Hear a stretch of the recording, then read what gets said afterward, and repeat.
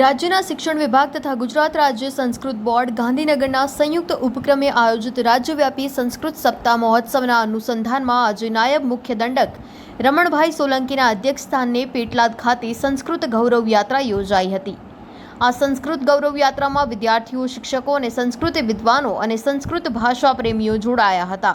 તે રેલીને નાયબ મુખ્ય દંડક શ્રી રમણભાઈ સોલંકી સહિત મહાનુભાવો દ્વારા લીલી ઝંડી આપી પ્રસ્થાન કરાવી હતી। જે રેલી પેટલાદ રણછોડજી મંદિરથી શહેરના વિવિધ વિસ્તારોમાં ફરી હતી અને સંસ્કૃત જ્ઞાન અને સંસ્કૃત ગૌરવ સૂત્રોચ્ચાર સાથે પૂર્ણ થઈ હતી।